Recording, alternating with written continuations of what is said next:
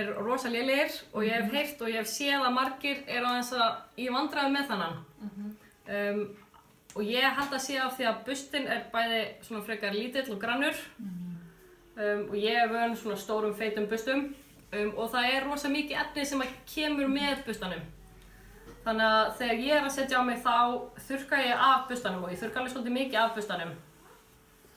Og tek næstu í bara svona mesta af efninu og passa bara svona að það sitji ekki of miklum klessum.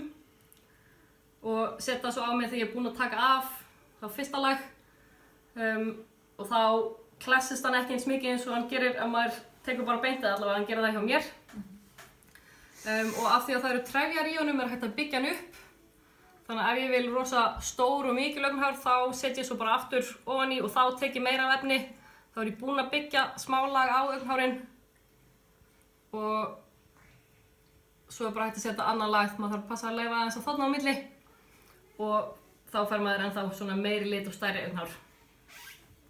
Það er lavenderolía í maskaranum sem er rotvarnarefnið í honum og er náttúrulega mjög nærandi fyrir augnhárin.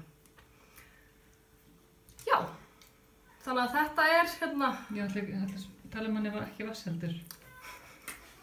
Vil ég ekki spyrja hvað þetta er vatnsheldur? Er það vatnsheldur? Já, það var spurt það síðast, maður með eitthvað að reyna að recreata þetta greinilega.